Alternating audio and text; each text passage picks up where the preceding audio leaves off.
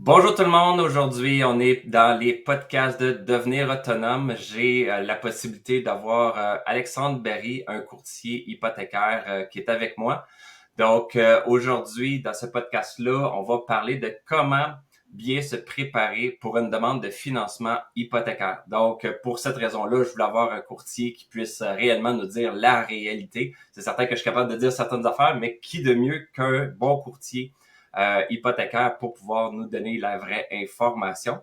Donc, pour ceux qui connaissent pas les podcasts encore ou Devenir autonome, vous allez sur devenirautonome.co, c'est là où vous allez trouver toutes les informations et les autres podcasts, ou aller sur les différentes plateformes de réseaux sociaux où vous allez pouvoir les voir soit en vidéo ou en audio. Donc, Alexandre, merci d'être présent avec nous, de prendre un peu de temps pour partager de l'information à tous ceux qui vont nous écouter.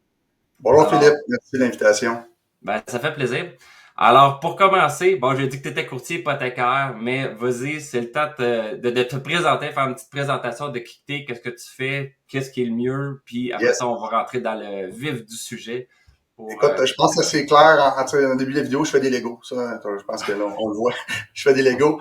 Mais à part ça, je suis courtier hypothécaire commercial. Écoute, je fais du financement, multilogement.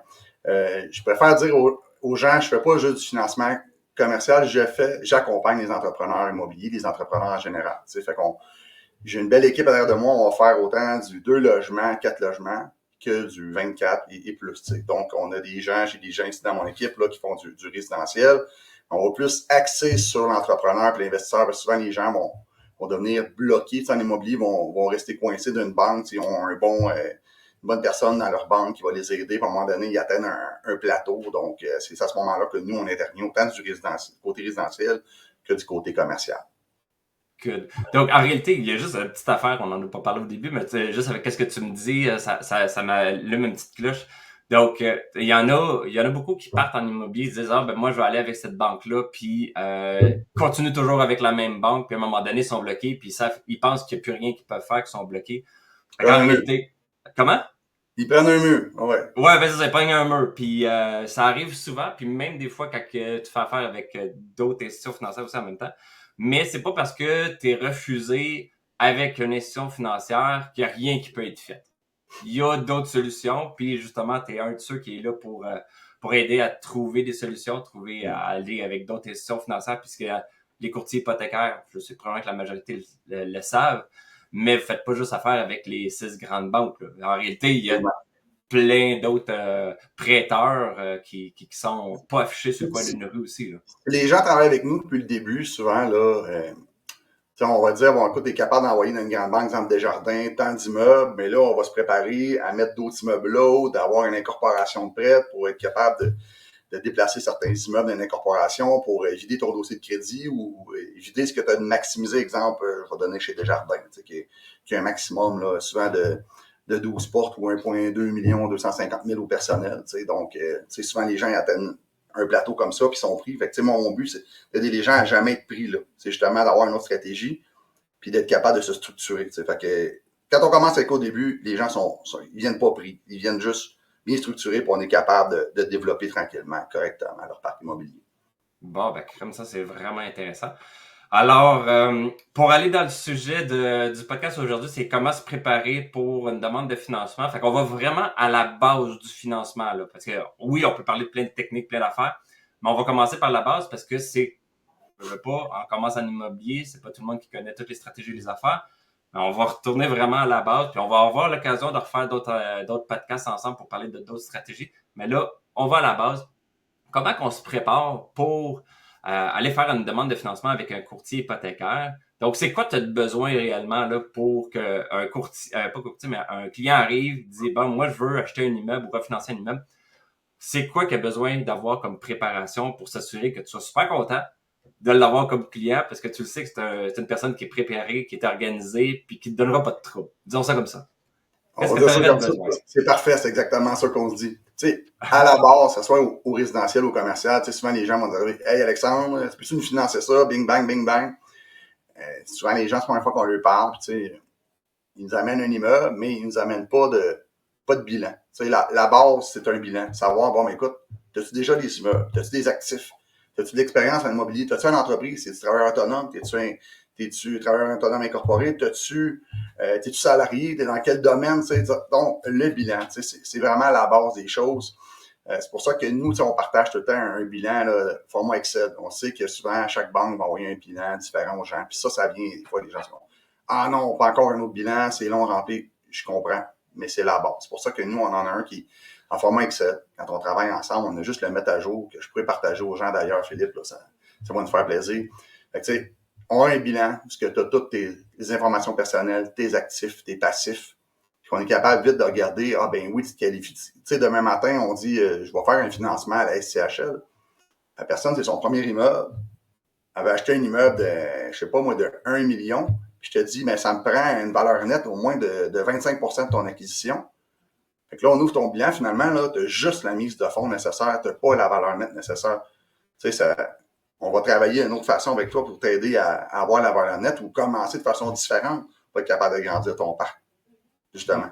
Fait que c'est un des premiers points importants du bilan, c'est de savoir par où est-ce que tu peux commencer.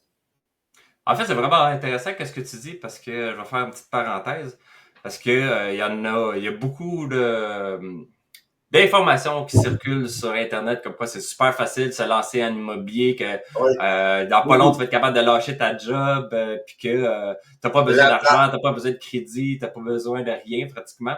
Mais en réalité, quand tu veux grossir un parc immobilier, bon, il y a toujours les premières transactions que souvent on va aller dans du duplex ou du flip pour ceux qui veulent commencer flip pour créer une mise de fonds.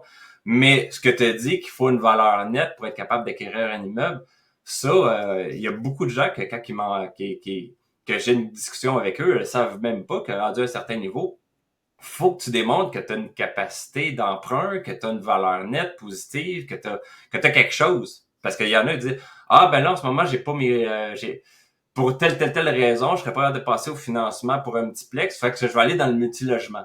Ah ok, ben oui, c'est la solution facile, tu sais, comme ça, hein. Mais c'est pas tout à fait le même. Là. Faut avoir une bonne situation financière. Puis le bilan, comme tu dis, on voit les revenus, on voit les parties des dépenses, mais surtout les actifs que vous allez avoir. Tu sais, je parlais de la valeur nette.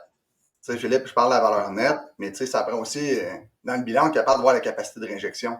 Tu sais, disons que tu as mise de fonds, tu as la valeur nette, tu as un autre immeuble ou tu as une maison, il n'y a pas de marge de crédit dessus, une marge de crédit non utilisée, mais ça fait quand même une partie de capacité de réinjection. Mais tu sais, il faut voir, tu achètes un immeuble demain matin, puis jour 1, il y a un dégât d'eau majeur, ton assurance, finalement, tu étais mal couvert, ça te prend de l'argent pour être capable d'avancer avec ça. Parce que, tu sais, j'en vois dans les dernières années, j'ai vu des gens, tu sais, ils achètent, bon, il y avait la liquidité nécessaire et autres. Premier immeuble qu'ils achètent, écoute, un 9 logements, finalement, drain de fondation problématique, toiture problématique. Puis, tu sais, il avait fait évaluer l'immeuble. Le gars s'était fait un plan, il était prêt à acheter son immeuble, mais, écoute, finalement, ça a été catastrophe par-dessus catastrophe. Lui, dans son cas, mais tu sais, il avait la capacité de réjection, mais c'est pas tout le monde qui a la capacité d'injection. C'est pour ça que c'est quand même important de voir les bilans des gens pour être capable de les envoyer au bon endroit pour commencer. Fait qu'il faut facilement être capable d'avoir accès à ces documents, à ces informations ou aux documents papier qu'on peut scanner pour être capable d'envoyer au courtier. Puis là, pour ceux qui ont l'intérêt là, de savoir à quoi ressemble un bilan, s'il y en a qui l'ont jamais vu, Alexandre, vous allez pouvoir, on va donner de toute façon ses coordonnées à la fin aussi. Mais si vous voulez, vous pouvez juste lui écrire, savoir, hey, j'aimerais avoir le bilan pour voir à quoi ça ressemble. Il va être content de vous l'envoyer. Là. OK? Donc, pour ceux... Comment? J'en ai des tonnes de copies. Des tonnes de copies. Des tonnes de copies. Puis, donc, le bilan, première chose. Deuxième chose, je pense que c'est les données de l'immeuble, j'imagine. Les données de l'immeuble, effectivement. Tu sais, souvent, les gens vont nous envoyer les données de l'immeuble. Alexandre, peux-tu me calculer ça? Donc, souvent, c'est une partie de mon travail, les gens ne savent pas, mais les gens disent « Ah, je ne sais pas comment acheter, je ne sais pas quoi acheter. » Ben écoute, envoie-moi les informations de l'immeuble que tu veux transiger. Donc, tu m'envoies les informations de ton immeuble. Nous, on est capable de te donner l'analyse. Puis souvent, on va donner une analyse, exemple, si tu achètes du multilogement 5 et plus, on va donner une analyse en APH Select, en CHS standard ou dans un conventionnel dans une banque. Fait que demain matin, qu'est-ce qu'on a de besoin? Ben à la base, j'ai besoin d'avoir les revenus annuels de l'immeuble, les taxes, les assurances, puis l'énergie. À partir du moment où tu me fournis ces 4 données-là, je n'ai pas besoin d'avoir le déneigement, la pelouse ou autre, parce que c'est des choses qu'on appelle des charges normalisées, donc on va normaliser. On va être capable de t'envoyer par la suite une analyse. Mais tu sais, c'est sûr que souvent, les gens nous envoient les revenus, c'est à peu près ça, les revenus, c'est à peu près ci, c'est à peu près ça. Souvent, on reçoit aussi des baux, donc les baux sont pas complets, sont pas finalisés. Donc, c'est important d'être bien structuré, d'avoir les bonnes informations financières de l'immeuble. Souvent, les gens disent, c'est à peu près ça, mais tu sais, c'est pas long que un commercial, un 3 000 peut changer la donne, ou bien, t'as oublié de me dire qu'il y avait des laveuses sécheuses payantes. Puis, tu sais, ces laveuses sécheuses payantes-là font la différence du 20 000 de mise de fonds que tu n'as pas là, demain matin pour être capable de faire la transaction immobilière. C'est important, quand on dit d'être bien structuré, oui, le bilan, mais vraiment d'être prêt à donner les bonnes informations. C'est sûr que 80 courtiers immobiliers, en règle générale, tu sais, ça va être là. Et quand tu arrives dans un refinancement, souvent les gens, je regarde des baux, les baux ne sont pas nécessairement bien remplis, ils ne sont pas tous remplis. On n'a pas les avis d'augmentation de loyer, les gens donnent les chiffres à peu près. Finalement, on arrive pour aller en financement à la banque, puis entre ce que j'ai dit au client, entre ce que je t'ai dit pour ton financement, puis ce qu'on est pas envoyé à la banque, c'est pas pareil, parce que les baux que tu m'as dit en théorie, que tu m'as donné au final, sont pas pareils. Fait que ça, écoute, ça arrive à peu près dans 30% du cas des cas, là, les gens, ils m'envoient n'importe quel chiffre, les taxes à peu près, l'énergie à peu près. Donc, on n'arrive jamais au bon calcul. Fait que, c'est pour ça que c'est important d'être bien structuré en immobilier, c'est d'être capable d'avoir une analyse qui est fiable et concrète là, pour aller de l'avant avec ton financement au jour 1. Donc, de ce que je comprends, en réalité, juste envoyer la petite fiche du courtier immobilier, c'est peut-être pas suffisant. On n'a pas toute l'information qui est là nécessairement, puis c'est pas nécessairement, j'imagine que tu l'as vu aussi, c'est pas tout le temps les bons chiffres non plus. En règle générale, le courtier immobilier, là, il est obligé d'avoir fait son analyse. Il faut aussi qu'il ait fait son due diligence, qu'il ait vérifié les chiffres. Fait que ça arrive parfois aussi que quand c'est un courtier immobilier, qu'on a la fiche, que oui, au final, les données sont pas nécessairement viables, au final, correctes. Mais tu sais, des fois, c'est le client vendeur, des fois, c'est le courtier inscripteur aussi qui a pas rentré les données comme il faut. Puis les gens, des fois, ils comprennent pas nécessairement l'importance d'un 1 000 d'un dossier qui peut justement faire toute la différence. C'est ça. Puis d'un côté, il y a certaines informations qu'on peut soi-même aller chercher, là, comme les taxes municipales. Là, on est capable d'aller directement sur la municipalité. Comme ça, on est sûr d'avoir la bonne information parce qu'on le pogne directement de la municipalité. Là. Il n'y a pas de possibilité d'erreur ou que ce soit une mauvaise année ou quoi que ce soit.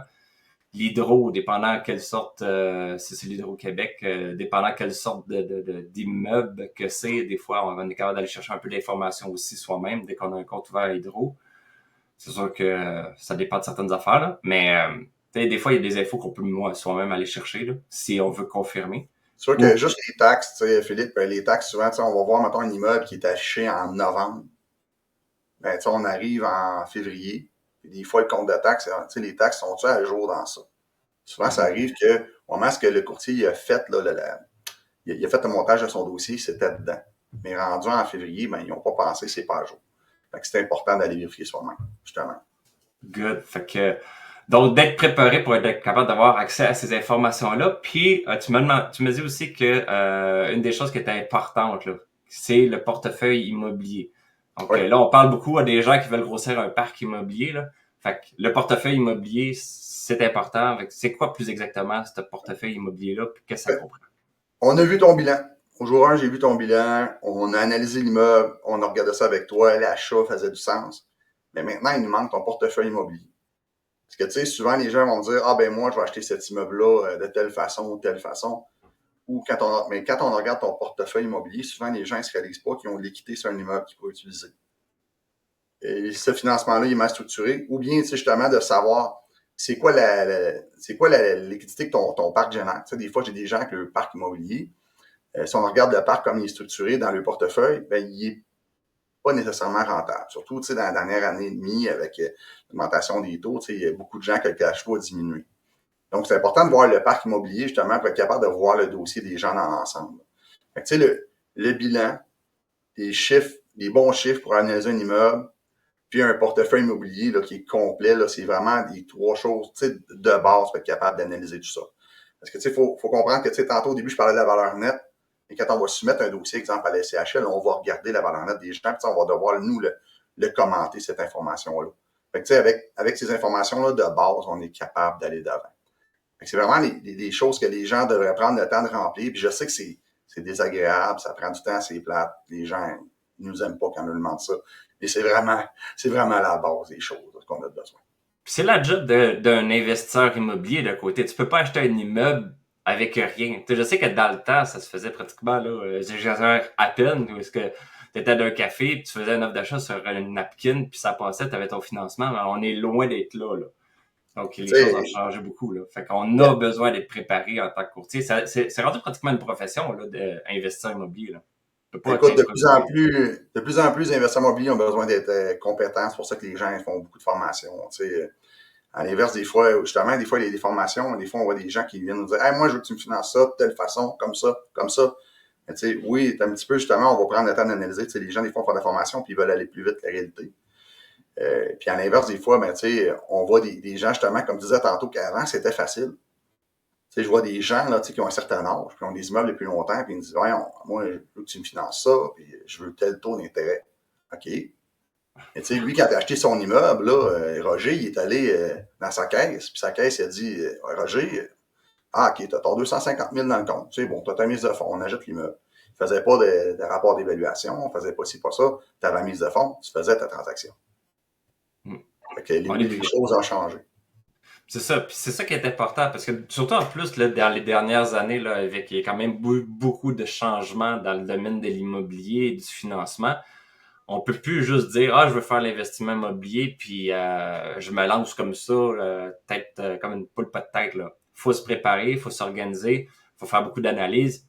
Ouais. Faut avoir, d'une certaine façon, une équipe alentour, sans nécessairement dire que vous les engagez ou quoi que ce soit, mais avoir les bons professionnels qui vont pouvoir aider à avancer dans le processus, parce que là, c'est rendu que l'aspect fiscal, l'aspect légal, l'aspect financement, refinancement, optimisation, travaux, réparation, entretien, l'analyse. Tu n'as pas parlé de la PH Select. Juste la PH Select, les 2 dernières années, les gens ils comprennent pas. Mais c'est quoi l'abordabilité, puis l'accessibilité, puis l'efficacité énergétique? Puis, on a eu, dans la dernière année, des resserrements du côté de la SCHL, c'est retrait d'équité. Il y a un paquet de choses qui est arrivé. Fait que c'est complexe. Hein. Quand même, moi, je me gratte la tête puis je perds des cheveux. J'imagine que l'investisseur immobilier qui a 2-6 logements, là, il doit se casser le bessic aussi. C'est ça. Fait qu'en réalité, toi, c'est la meilleure façon de faire, j'imagine que ça doit être un peu le cas de plusieurs courtiers aussi, mais la meilleure façon de faire pour communiquer avec toi des documents, c'est-tu t'envoyer plein de courriels avec des documents ou c'est quoi non, la préférence, non, s'il vous plaît. La loi 25, sécurité des informations, donc s'il vous plaît, ne pas me lancer plein de choses dans mon courriel. Donc oui, je peux vous envoyer des documents vierges, je peux vous envoyer une liste complète de tout ce qu'on a besoin pour faire un financement. Même si vous ne faites pas affaire avec nous autres, c'est pas grave. On a la base, je suis capable de vous envoyer ce que ça vous prend pour faire un financement. Mais une fois que vous nous renvoyez des choses, on va vous donner un beau petit signet sécurisé, vous déposez vos documents dans ça le plus possible. Donc, on fait attention à la sécurité des informations.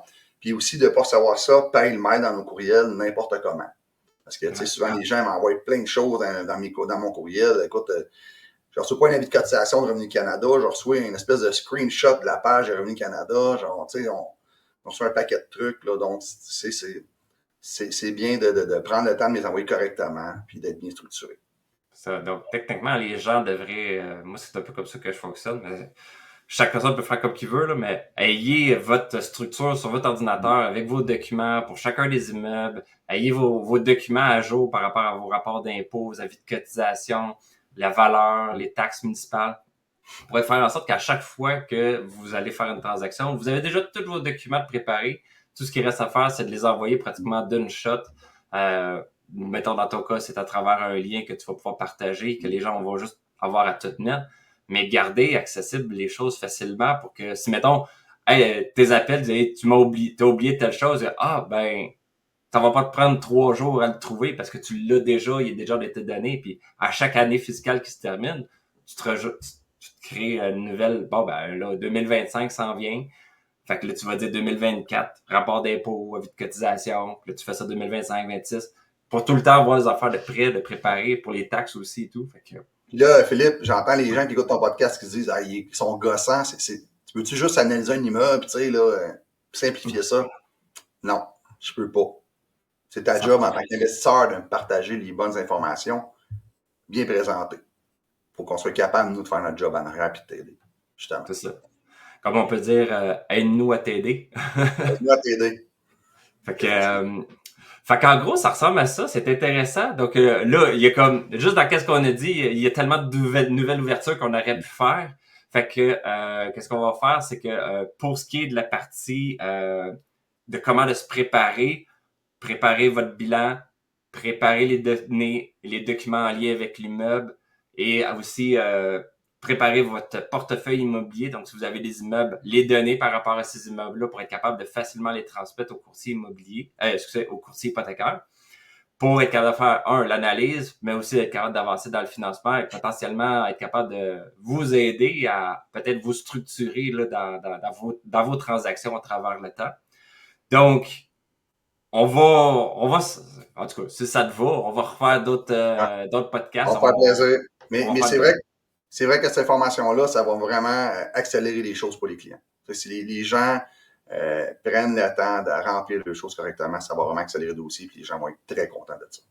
C'est ça. Donc, si on revient, si on veut avoir ton document Excel en bilan, ton bilan en fichier Excel, on a juste besoin de t'écrire. Comment on fait pour te communiquer, pour avoir ce bilan-là ou aussi pour faire affaire avec toi, avoir de l'information, communiquer avec toi? C'est quoi les meilleures façons de faire pour communiquer avec toi? Écoute, Philippe, je suis disponible. On peut me rejoindre sur mon téléphone directement. Si je réponds pas, il y a la gentille Chantal, ma réceptionniste, qui va vous répondre. Sur Messenger, écoute, j'ai mon Messenger professionnel sur lequel je suis capable. J'ai WhatsApp, je veux dire, par courriel, sur notre site web aussi, qu'on est capable de poser des questions, tout simplement. Donc, je pense que toutes les façons imaginables, on est capable d'être joignable. Je ne sais pas Donc, si ça convient aux gens. en gros, on voit ton nom de toute façon, Alexandre Daril. On fait cette recherche-là sur Google, puis on va te trouver. Là. Puis on peut te Normalement. contacter. Normalement. Si quelqu'un a bien fait sa job à quelque part, on devrait te trouver comme il faut. Normalement. Écoute, bon. je te dirais que ces temps-ci, Google, j'ai fait certains changements. Donc, Google est en train de comme remettre ma page Alexandre Berry en ligne. Compliqué. Mais oui, normalement, les gens vont me trouver très facilement. Là. Sinon, qu'est-ce que je vais faire, c'est que je vais rajouter les informations aussi là, en dessous de la vidéo ou de l'audio. Là, comme ça, ils vont avoir tes coordonnées pour te contacter. Donc, ils vont voir ce qu'il faut pour te contacter. Nous, on va se revoir on va refaire un autre enregistrement prochainement sur différents sujets. Là. Je pense qu'il y a tellement de sujets qu'on peut aborder, là, dont la SCHL, la PHCLEC que tu as parlé, mais on peut parler aussi de structure à travers les compagnies. On peut parler, en tout cas, il y a plein de sujets qu'on peut parler. Fait que là, on commence avec la base parce que c'est vraiment l'important, parce que c'est drôle à dire, la base, c'est comme si tout le monde le sait qu'il faut commencer à quelque part, mais cette base-là, c'est pas comme si c'était intégré avec toutes les personnes qui veulent se lancer en investissement immobilier. Donc, c'est pour ça qu'on voulait commencer avec ça. Puis après ça, on va pouvoir rentrer dans un petit peu plus de concret. Fait qu'on va se revoir. Alors, comment? Oui, ça, on va avoir du fun. Exact. Donc, un gros merci, Alexandre, de ta présence, du temps que tu as passé avec nous pour nous donner ces informations-là. Pour les autres, pour les personnes qui nous écoutent, donc vous pouvez aller sur devenirautonome.co pour voir les différents podcasts, les blogs, les articles qu'on fait, aussi les différentes formations en ligne. Donc là, on a parlé de financement immobilier. Il y a une formation que j'offre en lien aussi avec le financement immobilier plus spécifiquement. Donc, vous pouvez aller voir un peu tout ça. Si vous voulez écouter les autres podcasts aussi, vous pouvez trouver l'information sur les différentes plateformes de réseaux sociaux. Et donc, on va aller avec ça pour aujourd'hui, puis on va se revoir avec un prochain intervenant. Et Alexandre, on va se revoir également aussi prochainement là, pour un prochain sujet. Un gros merci. Bye.